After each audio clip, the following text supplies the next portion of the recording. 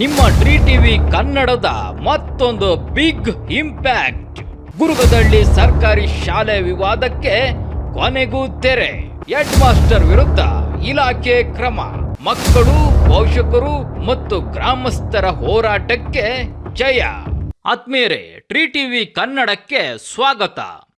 ಕೆಲವು ದಿನಗಳ ಹಿಂದೆ ಟ್ರೀ ಟಿವಿ ಕನ್ನಡ ತಿಪಟೂರು ತಾಲೂಕಿನ ಗುರ್ಗದಹಳ್ಳಿ ಸರ್ಕಾರಿ ಶಾಲೆಯಲ್ಲಿ ನಡೆಯುತ್ತಿದ್ದ ಗಂಭೀರ ಸಮಸ್ಯೆಯನ್ನು ಜನರ ಮುಂದಿಟ್ಟಿತ್ತು.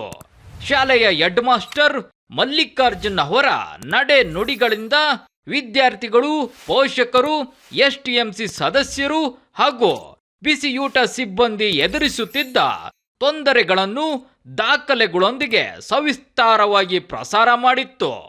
ಈ ವರದಿಯ ನಂತರ ವಿಷಯವನ್ನು ತಿಪಟೂರು ಉಪವಿಭಾಗಾಧಿಕಾರಿ ಸಪ್ತಶ್ರೀ ಬಿಕೆ ಅವರ ಗಮನಕ್ಕೂ ತಾಲೂಕು ಕ್ಷೇತ್ರ ಶಿಕ್ಷಣಾಧಿಕಾರಿ ತಾರಾಮಣಿ ಅವರ ಗಮನಕ್ಕೂ ತರಲಾಗಿತ್ತು.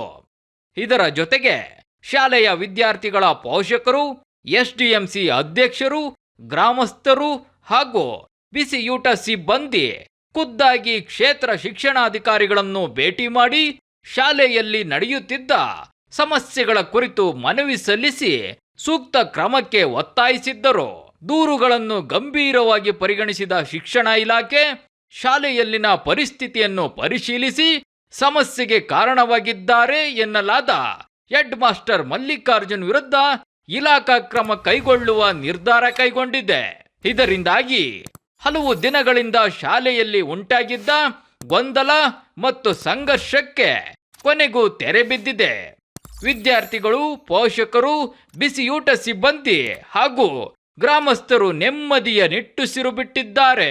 ಈ ಬೆಳವಣಿಗೆ ಜನರ ಧ್ವನಿಗೆ ಸಿಕ್ಕ ಗೆಲುವು ಮಾತ್ರವಲ್ಲ, ಟ್ರೀ ಟಿವಿ ಕನ್ನಡದ ನಿರಂತರ ವರದಿಗಾರಿಕೆಗೆ ದೊರೆತ ಮತ್ತೊಂದು ಮಹತ್ವದ ಫಲಿತಾಂಶ ಎಂದೇ ಹೇಳಬಹುದು.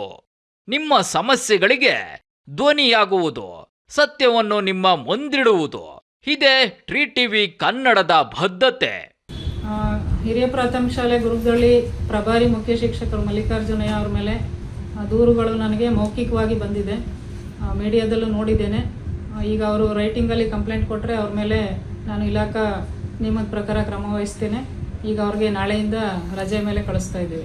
ತಂಡ ಈಗಾಗಲೇ ಶಾಲೆಗೆ ಭೇಟಿ ಮಾಡಿದ್ದಾರೆ, ಕಳೆದ ವಾರ ಭೇಟಿ ಮಾಡಿದ್ದಾರೆ. ನಾಳೆನೂ ಕೂಡ ನನಗೆ ಮೀಟಿಂಗ್ ಇರೋದ್ರಿಂದ ನಾನು ತುಮಕೂರಲ್ಲಿ ಇರ್ತೀನಿ. ನಾಡಿದ್ದು ನಾನು ಖಂಡಿತ ಶಾಲೆಗೆ ಭೇಟಿ ಮಾಡ್ತೇನೆ. ಇಲಾಖೆ ನಿಯಮ ಏನಿದೆ ಅದ್ರ ಪ್ರಕಾರ ಕ್ರಮ ವಹಿಸ್ತೀನಿ.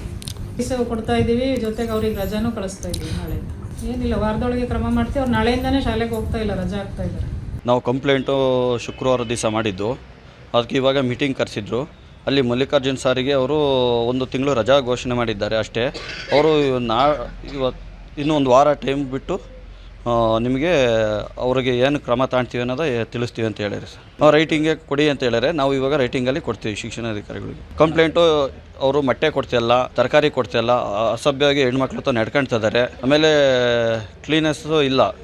ಎಲ್ಲ ಹೇಳಿದು ತರಕಾರಿ ಬಗ್ಗೆ ಹೇಳಿದ್ದೀವಿ, ನಡ್ಕೊಳ್ಳೋ ರೀತಿ ಹೇಳಿದು, ಮಕ್ಳಿಗೆ ಹೊಡೆದಿರೋದು ಹೇಳಿದು, ಎಲ್ಲ ತೊಂದರೆ ಮಾಡಿರೋದು, ಬಾತ್ರೂಮ್ ತೊಳ್ಸೋದು, ಪ್ರತಿಯೊಂದು ನಿರ್ಲಕ್ಷ್ಯದಿಂದ ಕೆಲಸ ಮಾಡ್ತಿರೋದೆಲ್ಲ ಹೇಳಿದ್ದೀವಿ ಸರ್. ನಾವು ಜವಾಬ್ದಾರಿ ಎಲ್ಲ ಅಂತ ಎಲ್ಲ ಹೇಳ್ತಿದ್ರು, ಎಲ್ಲ ಹೇಳಿದ್ದೀವಿ. ಅದಕ್ಕೆಲ್ಲ ಅವರು ಬದ್ಧರಾಗಿದ್ದಾರೆ. ನಾವು ಹೇಳೋದೆಲ್ಲ ಹೇಳಿವು ಅವರು ಸರಿ ಇಲ್ಲ, ಅವ್ರು ಬೇಡ ನಮಗೆ, ಅವ್ರನ್ನ ತೆಗ್ದು ಹಾಕ್ರಿ, ಅವ್ರದ್ದು ಸರಿ ಇಲ್ಲ, ಊಟ ಕೊಡೋದು ಸರಿ ಇಲ್ಲ, ತರಕಾರಿ ಕೊಡಲ್ಲ. 1 ತಿಂಗಳು ಇನ್ಚಾರ್ಜ್ ವಹಿಸಿರೋದಕ್ಕೆ ನಾವು ತರಕಾರಿ ಕೊಡೋ ತಂದು ಮಾಡಂಗೆ ಹೇಳಿರು ನಾವೆಲ್ಲ ತಂದು ಕೊಟ್ಟು ಮಾಡಿವೆ. 4 kg ಎಣ್ಣೆ ಇಸ್ಕೊಂಡ್ರು ಯಾಕೆ 4 kg ಇಸ್ಕೋಬೇಕು? 10 ರೂಪಾಯಿ ಹಾಕಿ ಮಾಡಿರಿ ನೀವು ಅಂದರೆ ನಾನು ಯಾಕೆ 10 ರೂಪಾಯಿ ಹಾಕಬೇಕು, ನಾನು ಯಾಕಮ್ಮ ಮಾಡಬೇಕು ಅಂತ ಎಲ್ಲ ಹೇಳ್ತಾರೆ.